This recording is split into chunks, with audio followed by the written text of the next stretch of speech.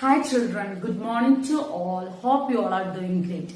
Dear students, in our last class we discussed about lesson 3 fiber to fabric, right? So I think all of you memorized that chapter. So can I ask some questions from that chapter?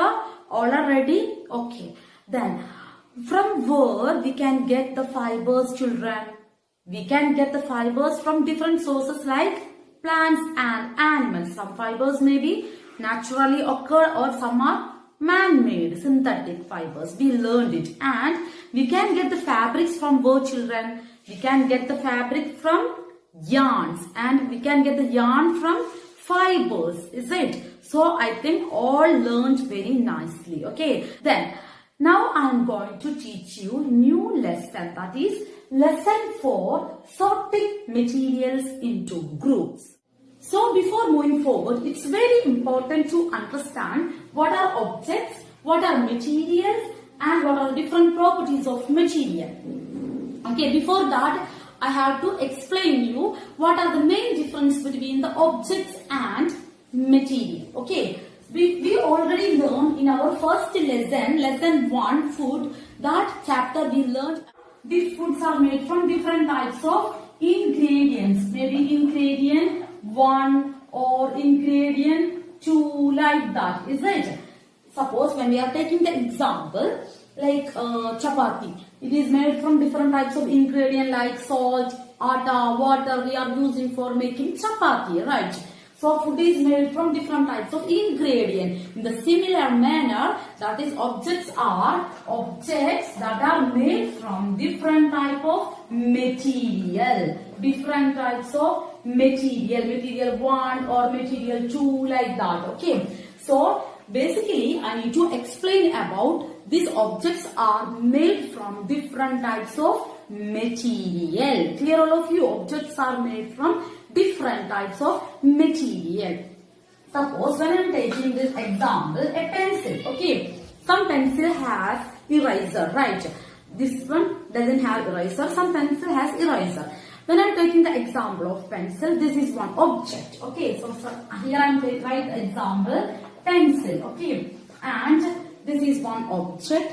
This object is made from different types of material. This is in this pencil we are using wood, then graphite, like that, is it? So material 1 and material used for making this pencil. Okay, so pencil is an object here and materials are what, children? Graphite and wood. Okay, so from that we can understand basically what definition we got. What it is, children? Objects are made from different types of material. Clear all of you? Okay. So dear children, we know that objects are made from different type of material, is it? Some objects are made from only one material. This is one object, right? This is a sponge. Okay. This object is made from only one material. Okay. Sponge, from sponge itself. Okay. But in my hand, one pencil is there. Okay.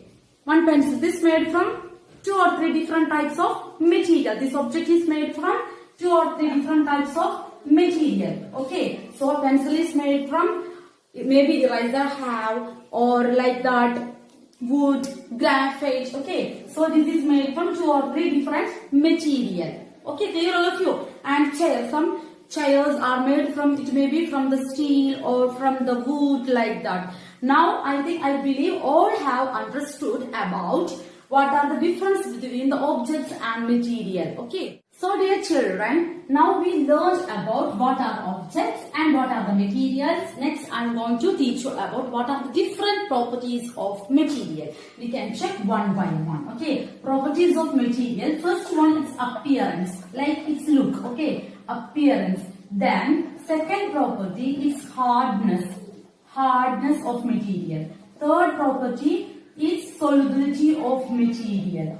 Then fourth one, whether it is sink or float in water. And last one is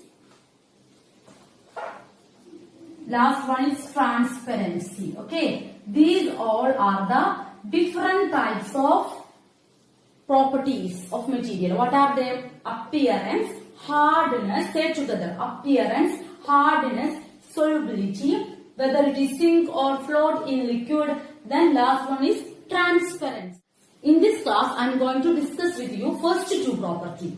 Later, next class, we can discuss rest of the three. Clear? So now we can check about appearance and hardness. Okay. So children, we can check the first property, that is appearance. Okay, appearance. All of you listen please. In my hand, one object is there. Which object, children? This one. It is one glass, right? It is one steel glass. So this object is made from which material, children? Steel, is it? And this is shine, right? Or luster. We can understood it is very shine or luster. Okay, this object is shine or luster. Okay, so in the first property we can understood about through the appearance we know that, right? Then some of like shine example we can write steel or gold like that nature. But some objects are not shine or non-luster that we call, suppose this duster. Okay, is it shine, children? No. Okay, so through the appearance we can understood this material is non-shine or non-luster. So we can write it as a non-shine or non-luster. Example we can say duster. Clear all of you?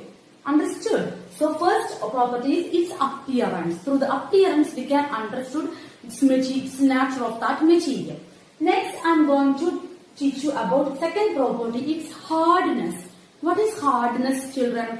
Some material, some objects, when we are stretching or when we are compressing that object, it may be flexible or not. It is flexible, right? So this is soft material, right? In hardness we can say it may be soft or hard. It may be soft and hard. Objects which are easy to compress we call soft material. Example, we can say sponge. Some objects which are not easy to compress. Suppose when I am taking this example, pen, it is very difficult to compress, right? That we call hard material. This is hard material. So we can write example pen. Okay. Understood all of you? So in this class we clearly discussed about its properties of material. What are they? Two properties we discussed. Appearance. It may be luster or non-luster, right? And second property is hardness. It may be soft material or hard material. With example, all should have to learn it. You should watch the video repeatedly, then only you can understand. In our next class, we can discuss about these rest of the property. These three properties we can discuss in our next class. So students, today's topic question for you. What is the another word of shiny? What is the another word of shiny? I used that word in our class. So you have to recheck the video one more time. And we can meet in our next class. Till then, take care. Bye bye.